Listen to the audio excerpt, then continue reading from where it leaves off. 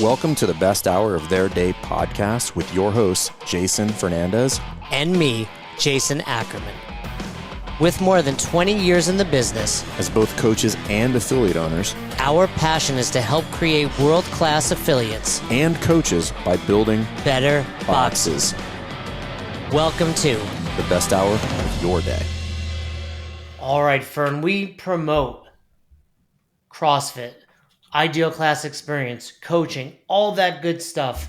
But even then, when gyms are doing it well, when they come in with lesson plans, when they are building their coaching staff, when they're working hard to do all the right things, still, for many of them, they struggle with getting new members in the door.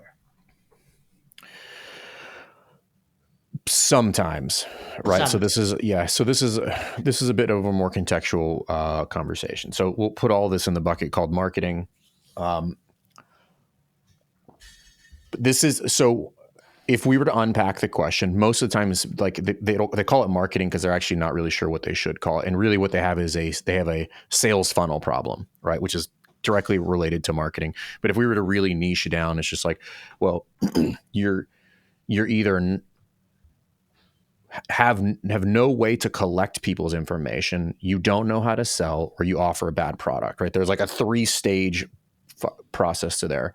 Any one of those is broken and you have a problem. We could talk about all 3 of those separately, but what I will tell you is a lot of people have one or more, typically more of one than one of those 3 things are broken, which is a huge, huge problem.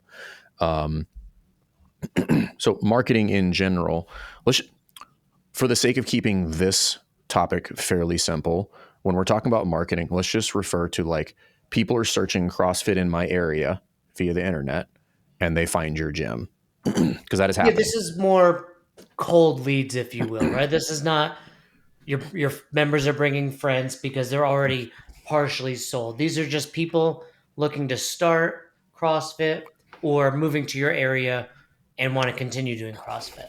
Yeah.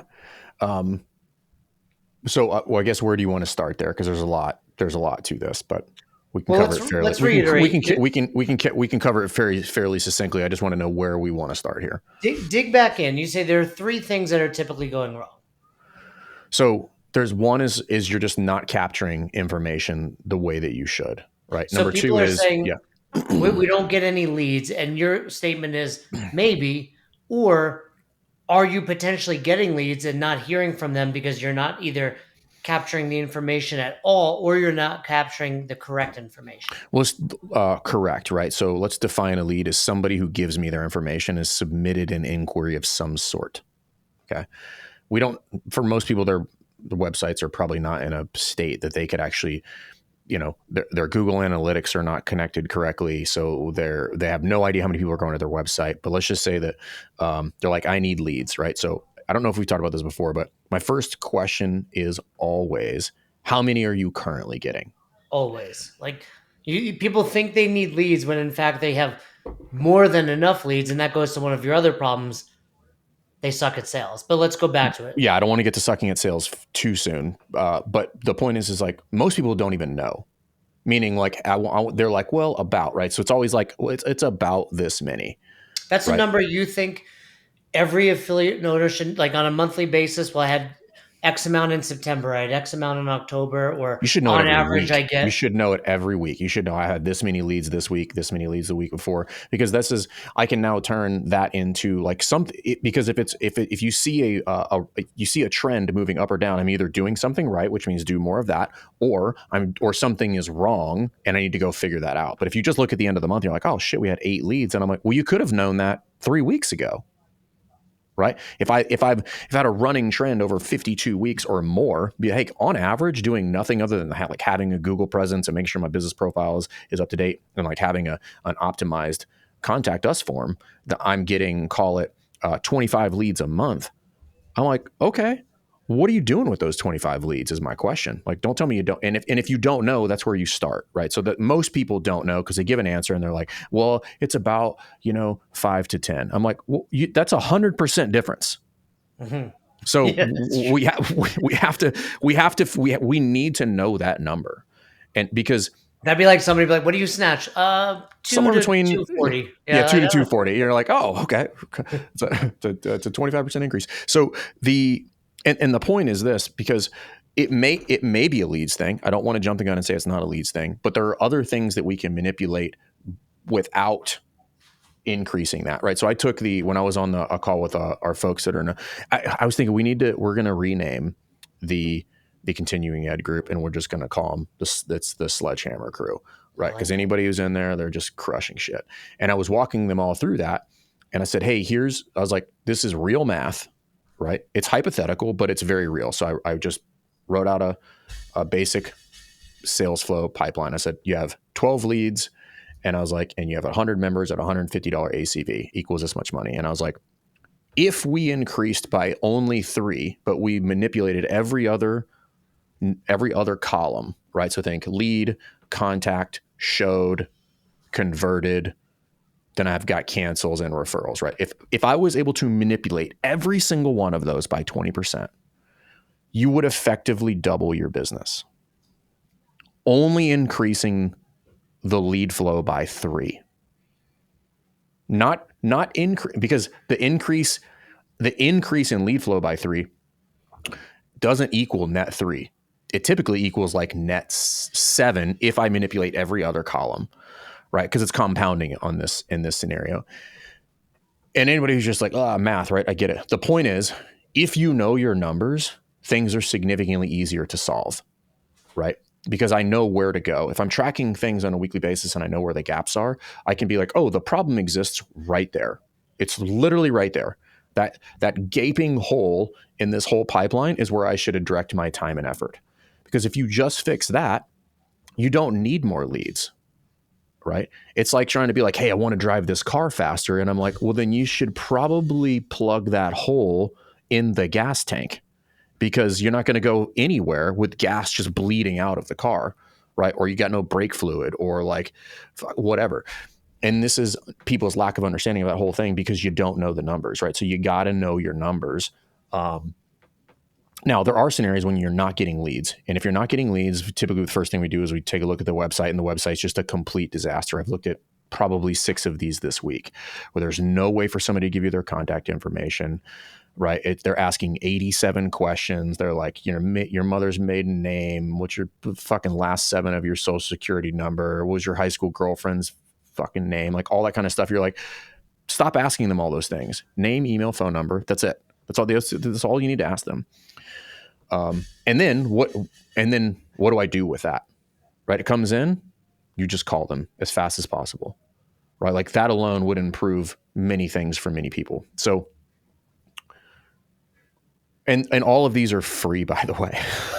Like Yeah, nothing you've mentioned costs they any don't money. cost any money, right? There's a time and a place for paid marketing. I'm playing around with some different numbers here, but like at what point it would be safe for a gym to like really like dial this up and hammer is if they like a gym who's 3 months ahead on expenses, to me, is in a really solid place to dial up some paid marketing and actually be able to play with more than the minimum, right? Meaning like I don't need to spend the minimum on the ad. I can double that, and I can really start to get some shit done.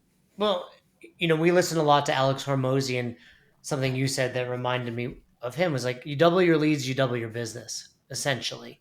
And yeah, a lot of affiliate owners go from I'm not getting enough leads immediately to I need to do paid ads. When there's Yeah. like a million options in between, we've told clients, hey, have you gone door to door? Like, Well, that's just there's 2 things there, which is like, well, what if you doubled your conversion, right? Because everybody's just like, oh, leads, leads, leads, leads, leads, and I was like, well, there's more there, right? Double your conversion, and then you'll double your business, right? It's the same thing, just cheaper, quite frankly, right? Because it's actually free to just double your conversion, right? yeah, but you And can, then, but then also like, how would you double your leads? It doesn't always have to be paid. Like you no, have, yeah, I would venture to guess that most gyms have an email list that's about 1,500 people long, meaning of non-clients. yeah, Start there. Start there. yeah. And there's also other things you can do. I mean, you can do paid ads. You can purchase lists from other companies in your area that have there's other things. Everybody jumps to like promotion on Facebook and Instagram. There's Right. so many other things. You know, you have a phone full of connections too, contacts that most likely live in your area. There's so many things you can do. But yeah, like you're saying, all of that is meaningless if you're not tracking it and you're not getting the right information and then ultimately responding quickly. Like, and immediate is not always possible, especially one man show affiliate owners, but 24 hours. You need to be getting better. I mean, the sooner the better. There's definitely data to I would, support. yeah, I mean, I would say 24 hours is a C minus, maybe even a D. Like, Yeah, I think 12 is like realistic. Like you are near your no, computer or phone. I would be like, it needs to be within, if you can do it within a half hour, then I'm like, all right, you're doing a good job. Well, half hour Right. is like you're an A plus. Well, I mean, listen, you're not going to get to a really good gym by doing C work. Right. Fair, You fair. know, All right. What about it's hard to get people to the gym? this goes to the second point, which is you suck at sales. How so? How does that relate to sucking at sales? Meaning if I can't get them to come in, like meaning I just don't understand the mechanics of sales. And there's two categories of this, right? So there's again, we're going to stick with organic leads, meaning somebody reaches out and then I'm incapable of getting them to come in, right? Like now, take out the bots and like all the other bullshit and just be like, there are people reached out to you. You should, within really good reason, be able to get 70+% of those people to show up or get on the Mhm. phone with you, right? 70 would be the minimum. Okay. And that just means I'm either not reaching out in a timely fashion, I'm giving too much information too soon, or I'm just really like I don't know what I'm selling. Right. Like we're talking like these are some of the big errors that you'll see inside of that. Paid is different, right? Like there's different strategies inside of paid with regard to qualifying leads and either on the phone or like how quickly you need to follow up there. But organic, I mean, listen, you'd be crushing if you were getting back to somebody in 90 minutes and like either getting them on a call or getting them to book an appointment within 48 hours of that. Um, You do have to capitalize. A lot of times, I think what we fail to recognize as owners is when someone contacts you at the gym, most likely something they're having some sort of emotion, right? yeah, Like, it's either that or they're looking for a new home. yeah, it could be, but either way, if it's very unusual, you're the only gym they reached out to. Yeah, it's probably multiple, right? They Right. were like gyms near me. 3 of them popped up in the top 3 in Google, and like you happen to be one of them. They're like, I'm going to reach out to all 3. Bam, bam, bam. Like, The first one to respond there wins. yeah, you search for anything, you click on the top three in Google, you reach out to all three, and that's why Fern is really behind the importance of the speed in which you respond, but also at the same time, assuming they're not already CrossFitters, are like, man, something just happened and I realized I need to lose weight or I want Right, to run a 5K. So the faster you respond to them, they're still in that emotional state. A day later, a week later, they're like, that was a phase. I don't really need to lose 20 pounds. right. And when I say you suck at sales, let's define that. Meaning, like you do not have a clearly defined offer, right? You do not have a clearly defined funnel, right? And you don't have a clearly defined sales person, right? These are the 3 main mechanisms for like converting a sale. I have to have an offer, I need to respond, and somebody needs to be in control of that whole thing. Most people are missing again one or multiple of those, which is like your offer's really unclear, right? Or it's just not very good, right? You're not there's no actual means of tracking the lead, meaning that comes in and I know exactly where it is. I know where it sits in the sequence, right? They're just like the leads come in. I'm like, where are they? What do you mean where are they? They're not just like floating around the internet. I'm like, I want to see where they are in the process of sale. Like it's a flow chart, right? It comes in and eventually although it goes to either no sale or sale, but there's many steps in between that. Where are they in that whole process? And when you can't tell anybody that means you're not following up at the appropriate rate, or you just gave up too soon. And some people are worried about, well, how often, I don't want to ignore people. And like when Marcus and I were in London, somebody brought up something at the mastermind, and they were just like, unsubscribe is good. And they're like, what? And I'm like, unsubscribe or stop is good. Why? I don't have to worry about this person anymore. This is like when people don't want to get unsubscribed. This is like if you're ever in the dating game. I know Jay never dated or anything like that, but imagine a pool of potential partners, and then you're fishing in the pond where 50% of them have no interest, which is probably more along your lines, right? I would have gone higher, but sure. Right. That's my point. I'm like, do you want to swim around in that pool, or do you want to go into the pool where like 75 to 80% are likely partners? And I'm like, that's the better pool, right? So in order to get to that pool, you need to qualify leads, which is if they're not interested, get them off your list.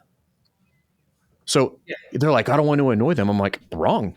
Like this happened the other day. My wife, Jess, she reached out to somebody on Instagram or whatever. And she was like, God, they're fucking annoying me. And I was like, actually, I said, show me the thread. And she's like, they hit me up. And I said, that's actually great sales. And she's like, I was going to buy from them. I wasn't ready. And I'm like, you're not the customer they're looking for. They were probably trying to book 147 calls in the next 5 days. They're not interested in your sale in the next 2 weeks. And she's like, well, I would have bought in another 2 weeks. I'm like, they don't care. And guess what? Right. You'll still buy in 2 weeks. You'll still buy in 2 weeks. Yeah. And she was just like, no, I'm not. And I'm like, then they don't care. Right. Again, you're not the right person. Right. And that's okay. So again, unsubscribe is good because again, I'm thinning the herd of likely buyers, and that's totally fine.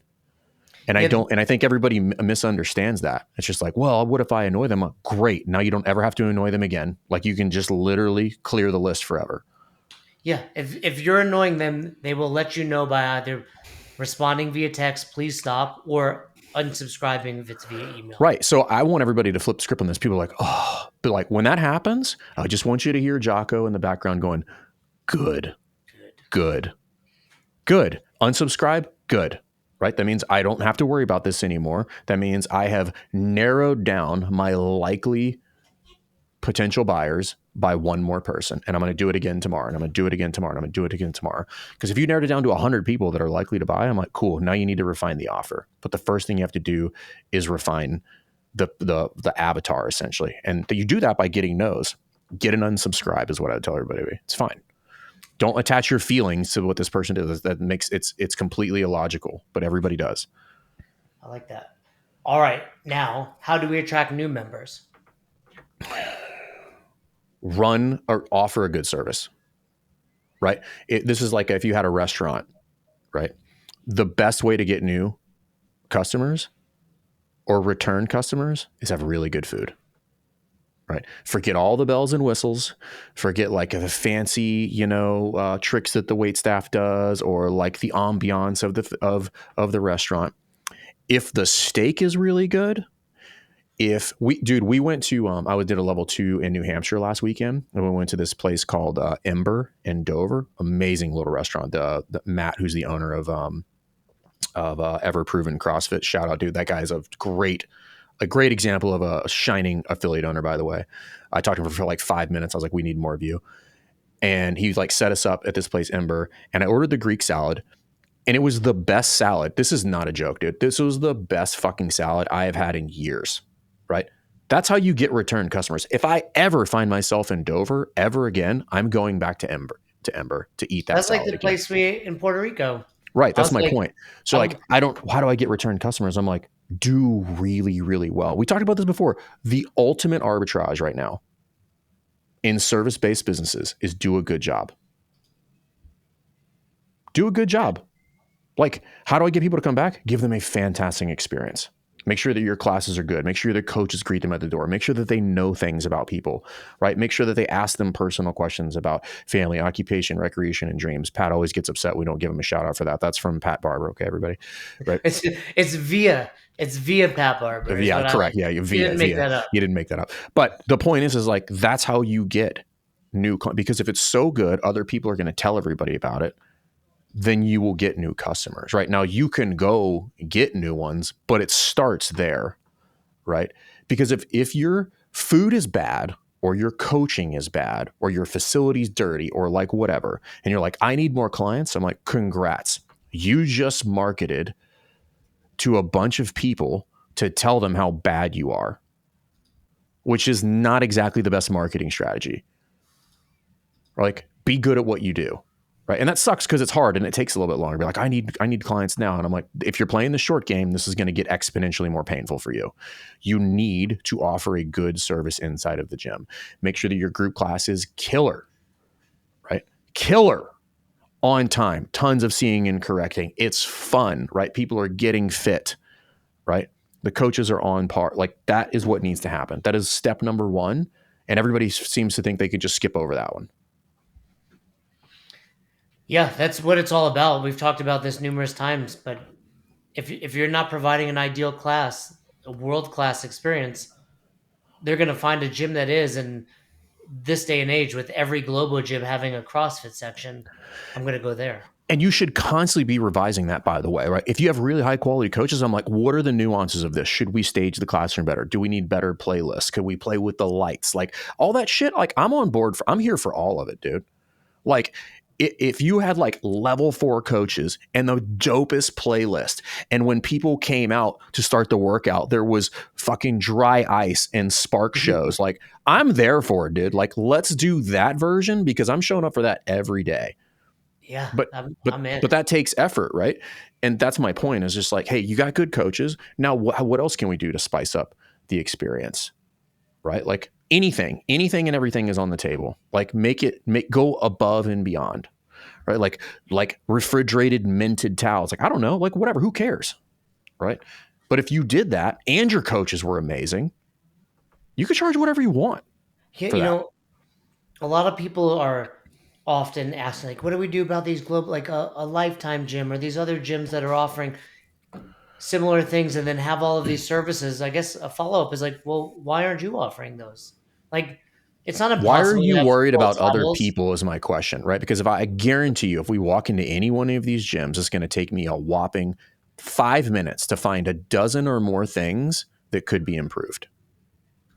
Right. Don't worry about all those things. But secondly, like, cool, then do it. Like, how many of our clients now have saunas or cold Right. plunges or, If you are looking over there, it should be to steal ideas, not to play woe is me. I mean, yeah, you have towel service, sauna, and ice tub at CrossFit Rife.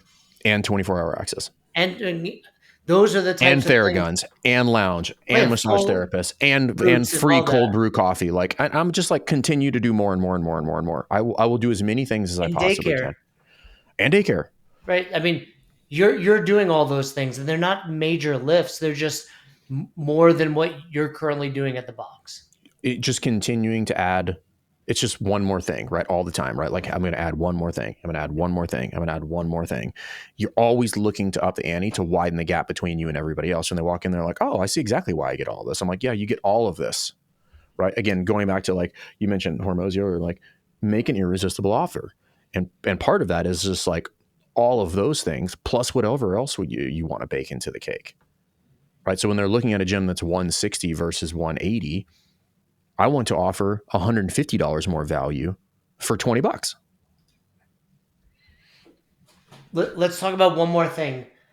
My members don't bring friends to the box. This goes back to the previous one, which means it's like what you're doing is not that good. And I've been there, by the way, and it sucks. But if you were that good, your members would be bringing everybody, right? I know there's this thing where, like, no, just all of their friends are here. And I'm like, that's not true. That's what my members tell me. All my friends are here. And I'm like, you have 3 friends? I'm like, that's not true. Right. And what I think people don't understand about this is, when you refer somebody else to do something else, it's risky for you, right? If I tell you should go to this restaurant, I'm assuming the risk for that. Because if you go there and have a bad experience, like, you're like, Jay, Fern's full of shit. Like, that was terrible, dude. Thanks for ruining my night. And understand, like, if you're just okay and you're like, hey, can you refer somebody? That is risky for that person to do, because now they're staking their reputation on your service.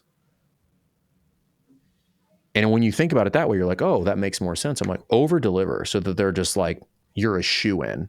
They're like, because the flip side is also obvious. Is also the case. If I refer somebody and it's amazing, now I'm the guy. Right. It's just like in high school when you're just like when somebody found like the bar that would like let somebody in with a fake ID. Right. It's like that. When it's like, here, just show up, I'll bring you. And all of a sudden you're the coolest kid in town. Yeah. You're the coolest kid in town. You've got the secret shit. You're like, all right, cool. I'm like, meet me. I was like, I'm not even gonna tell you where it is. You're not in the club yet. Just meet me at my house. We'll go together. I'm gonna put a bag over your head and then we'll go. Right. I'm like, it's like that. It really is. And, I think another step to that is don't assume they're just going to bring everyone. Like, ask. Like, hey, Fern, you got a friend you could bring in? And it doesn't have to be bring a friend week. Certainly double down during bring a friend week. But give them a reason to bring somebody in. Yeah. And, like, position it also appropriately. Like, hey, Fern, you've been coming to the box for 10 years. You lost 20 pounds. You're super fit now. You have another friend that would be interested in making those types of changes in their lives? Right. Of course you do. Of course you do. Right. Yeah. I think there's a right time, right place. And that's hard to figure out as a gym owner, but a well-placed ask with the right incentive crushes. Just like know when to ask people and know what to offer. And then your chances of conversion go up exponentially. Yeah. Hope that helps. We've given you quite a bit to chew on, to think about. And, ultimately, as with everything we discuss, it starts from providing an incredible service to your members and then building up from there. But yeah, I know this is kind of talking about marketing, but really we need to get good at sales before you go market. Like you need to have a good service and you have a system for sales before you go do that. And all the things we're talking about here are free. These are the things that we help people with all the time. Most of these things you can make significant changes in very quickly, which is like typically some of the first things that we iron out in Affiliate U before people start like pouring rocket fuel on people. But when you do these things, this is why when we get on Monday motivation calls and people are like, I'm plus 12, I'm plus 13, I'm plus 9, and they're doing that month over month over month, right? And eventually that gets to a sticking point where you need to revamp some things, but like it's not uncommon if you fix a handful of things for that to be the desired outcome. So if you're not getting that, understand that like you don't need to go do risky activities, right? There's a time and a place for that, but it's typically not when things are not going well. So just something to consider. Yeah, I would say our average first-year client brings on about 36 to 40 new members. That's pretty fair. Yeah, but I mean, the revenue there is substantial, right? You're talking about, I don't remember the number of people we had on last week, but I remember on my calls last week, I want to say there was like 6 or 7 people that were like, hey, I beat last year's numbers by the end of Q3, right? By the end of Q3. They're like, I beat last year's numbers. And these are not people that are running paid ads, right? But they're beating last year's numbers at Q3. And I want them to beat this year's numbers at Q3 next year. Oh, they will. Yeah, that was a week or two ago. Yeah, like 10 people. And then what happened was other members started looking at their numbers and reaching out to us directly. Like, I did too. So, yeah, the Monday momentum calls are super valuable, getting people fired up. So, yeah, you don't need to spend more. You need to do what you're doing, but better. Thanks for checking out this episode of the Best Hour of Their Day podcast. We appreciate you listening and choosing to have us help you in your passion for coaching and affiliate ownership. You can find more episodes just like this on all podcast platforms. If you're interested in learning more, you can reach out to us on any social media platforms, or you can visit www.besthouroftheirday.com to book a call. If you found this episode helpful for you, please share it so that we can help other coaches and affiliate owners to help build a bigger and stronger CrossFit community. Thanks for listening.